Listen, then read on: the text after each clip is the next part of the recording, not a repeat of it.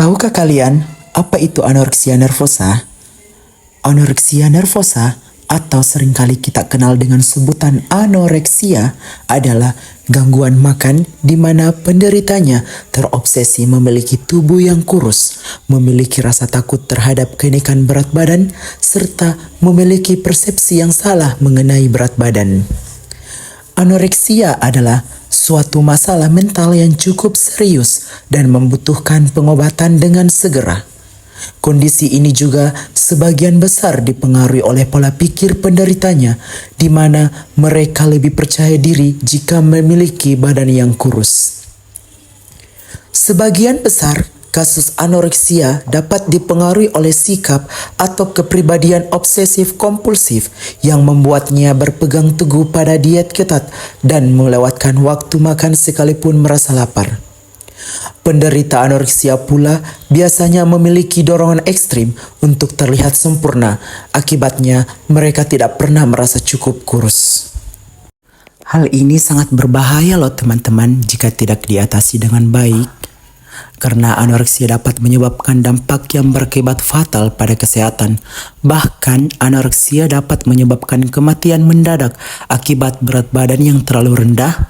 Hal ini terjadi akibat irama jantung yang tidak normal dan ketidakseimbangan elektrolit. Bukan itu saja, anoreksia juga dapat memicu berbagai komplikasi lainnya pada kesehatan seperti osteoporosis, kehilangan massa otot, anemia, hingga kerusakan organ tubuh.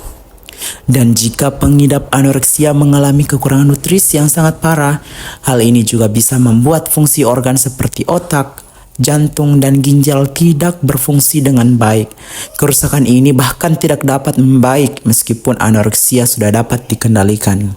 Semoga kita semua senantiasa terhindar dari masalah ini, sehingga kita dapat beraktivitas sebagaimana mestinya. Salam sehat untuk kita semua. Hai Mbak Nabila. Halo juga.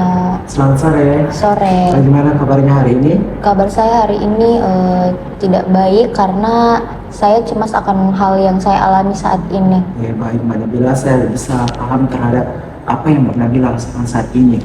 Sebelum memulai konseling kita kali ini, seperti perjanjian kita melalui WhatsApp ya semalam, bahwasanya sesi konseling akan dilakukan sebanyak 1 kali. Lalu adapun durasi konseling kita kali ini sekitar 15 hingga 20 menit ke depan. Dan saya harap semoga Mbak Nabila bisa bersedia dalam sesi konseling kita kali ini. Baik, apakah saya Mbak Nabila bersedia? Saya bersedia, Pak. Alhamdulillah. Lalu jika Mbak Nabila bersedia, langsung saja ya untuk memulai. Bisakah Mbak Nabila berbicara lebih dalam tentang kapan dan bagaimana perasaan Mbak Nabila itu terhadap makanan itu mulai berubah? Boleh.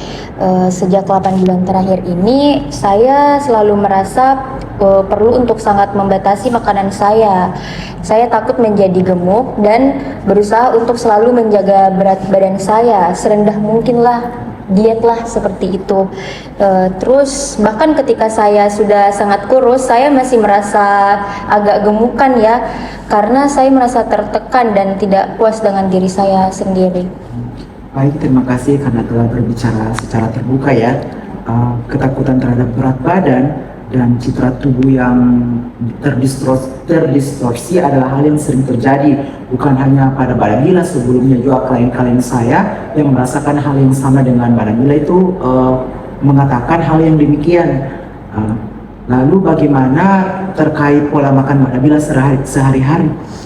Saya hanya makan sangat sedikit buat sehari-hari saya, terutama sayuran, dan saya seringkali berolahraga secara berlebihan lah begitu. Terus saya selalu merasa bersalah jika saya makan lebih banyak dari yang saya perkirakan begitu, yang saya rencanakan. Baik, saya mengerti kondisinya Mbak Nabila ini. Lalu terkait apa ada tekanan sosial atau dari keluarga yang mungkin mempengaruhi hubungan Mbak Nabila itu dengan makanan? Terkait hal itu, tekanan sosial saya selalu merasa iri dengan teman-teman saya yang punya badan yang sangat ideal gitu, yang layaknya seperti boneka. Tapi kalau tekanan dari pihak keluarga itu tidak ada, karena mereka tuh mensupport saya untuk mensupport saya dan menyuruh saya untuk dapat dikonseling terkait dengan masalah-masalah saya ini.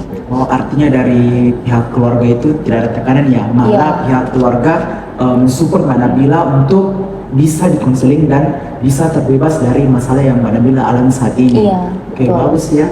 Saya setuju dengan instruksi dari orang tua Mbak Nabila, dan Mbak Nabila juga ada niat untuk siap di konseling. Dan sebaiknya juga Mbak Nabila itu membuang pikiran seperti itu ya, karena itu pikiran negatif yang dapat memicu Mbak Nabila agar lebih lama dalam masalah ini berlarut. Jadi karena akan ada juga beberapa dampak yang akan terjadi pada kondisi Mbak Nabila, mulai dari tentu saja kekurangan nutrisi ya, katakan Mbak Nabila kondisi posisinya saat ini memilih makanan karena Mbak Nabila takut kalau memakan sesuatu itu bisa membuat tubuh Mbak Nabila semakin besar, padahal nyatanya aslinya Mbak Nabila itu mempunyai badan yang kecil, dan dari efek tersebut dapat berdampak buruk mulai dari kekurangan nutrisi, kekurangan elektrolit yang dapat mengganggu aktivitas Mbak Nabila, kekurangan konsentrasi, dan yang hal fatal yang mungkin bisa terjadi ke Mbak Nabila itu gangguan fungsi jantung, dan bahkan mengalami kelelahan fisik. Hal itu bisa menghambat aktivitas Mbak Nabila, akan terganggu tentunya tiap hari. Baik Pak, terima kasih. Saya akan berusaha untuk mempertimbangkan hal ini. Saya berharap dapat keluar dari masalah ini sih. Baik, saya akan membantu Mbak Nabila untuk menemukan solusi terbaik dari masalah ini. Tapi tidak menutup kemungkinan, saya juga sangat berharap besar itu dibantu dari diri Mbak Nabila, karena dari diri Mbak Nabila adalah salah satu jalan terbaiknya untuk menemukan solusi tersebut dan bisa kembali pulih seperti sedia kala ya. Amin. Lalu apa ada situasi tertentu di mana Mbak Nabila itu ada terjadi kayak memicu perilaku makan yang tidak sehat? Jika saya mengalami cemas dan stres berlebihan, saya selalu menunda untuk makan. Bahkan bisa berhari-hari saya menunda untuk makan. Terkadang saya merasakan hal yang saya lakukan pada itu salah karena dapat menyiksa diri saya sendiri, tapi hal itu tetap saja saya lakukan dan sulit mengontrol diri saya. Terkait hal itu ya. Iya. Baik, saya dapat mengerti perasaan Mbak Nabila saat ini, karena sulit juga ya untuk dapat keluar dari ini karena tidak bisa langsung, karena kita harus berproses untuk menemukan solusi terbaiknya. Iya. Lalu bagaimana Nabila dapat membayangkan atau bisa membayangkan terkait solusi ideal yang dapat Mbak Nabila ambil untuk situasi ini? Terkait hal ini, saya mulai bisa membayangkan solusi apa yang penting dapat saya ambil. Di antaranya itu, saya harus punya niat dan semangat yang lebih untuk meningkatkan mindset terhadap makanan dan postur tubuh saya. Dan jika hal ini terjadi, saya harus sendiri mungkin, atau saya lebih cepat untuk mengalihkan hal tersebut ke hal yang positif lah. Oke, baik, alhamdulillah ya kalau seperti itu, karena saya sangat senang mendengarnya, karena Mbak Nabila itu sudah bisa membayangkan terkait solusi dari situasi ini yang akan Mbak Nabila ambil. Lalu bisakah Mbak Nabila menceritakan kepada saya tentang apa ada momen di mana Nabila itu kayak merasa berhasil melawan dorongan anoreksia nervosa ini, dan apa yang mendorong keberhasilan tersebut? Terkait hal ini, saya pernah merasa hal ini berhasil saya lawan pada saat saya melihat berat badan saya yang semakin menurun. Jadi saya makan makanan yang saya suka untuk melawan hal-hal tersebut. Tapi keesokannya hal itu terjadi kembali karena saya merasa berat badan saya itu naik karena efek makanan yang telah saya makan sebelumnya, padahal itu tidak seperti yang dibayangkan. Berarti masih dibayang-bayangnya Iya. terkait masalah ini. Lalu dan saya bisa paham ya terkait perasaanmu tidak mudah juga untuk dapat keluar dari masalah ini. Baik Mbak Nabila, bagaimana perasaan Nabila terhadap tubuh Mbak Nabila saat ini? Apakah ada perasaan negatif yang muncul secara khusus? Perasaan saya terhadap tubuh saya itu, saya selalu melihat diri saya itu gemuk dan saya sangat kurang suka, dan juga perasaan negatif yang sering muncul, saya sangat cemas merasa diri saya itu gemuk. Nah, hal itu yang membuat Mbak Nabila sulit menemukan solusi karena Mbak Nabila itu sering merasa tubuh Mbak Nabila itu gemuk, padahal nyatanya memprihatinkan karena sangat kurus. Semua keputusan kembali lagi ke Mbak Nabila. Jika tidak ada niat yang besar untuk keluar dari permasalahan ini, akan banyak dampak yang terjadi seperti yang sebelumnya tadi saya sudah sebutkan ya. Karena niat dari diri Mbak Nabila sendiri adalah hal terpenting juga dan mampu mempercepat proses pemulihan ini. Jadi sebaiknya Mbak Nabila harus memikirkan lebih matang lagi terkait solusi-solusi yang akan nanti Mbak Nabila ambil setelah sesi konseling ini. Baik Pak, akan saya pertimbangkan. Baik. Bagaimana Nabila merasa setelah berdiskusi tentang anoreksia nervosa ini kita hari ini, lalu apa yang ingin Mbak Nabila bawa dari sesi ini ke kehidupan sehari-hari nantinya? Alhamdulillah, pertama-tama saya sangat senang karena mampu berkomunikasi baik dan mengalir begitu saja. Saya merasa disupport, dan yang dapat saya bawa dari sesi konseling kali ini, saya ingat sekali perkataan dari Bapak bahwa tadi terkait kondisi kesehatan saya, apabila tidak mengubahnya akan banyak dampak yang akan terjadi, baik secara fisik, kurangnya nutrisi, jantung, dan lain sebagainya. Saya rasa saya mampu untuk melakukannya. Alhamdulillah ya, saya sangat senang mendengar jawaban dari Mbak Nabila seperti itu. Semoga kedepannya sudah tidak lagi ada di situasi ini ya. Amin. Dan terima kasih telah bekerja sama dengan saya untuk memberikan informasi secara terbuka.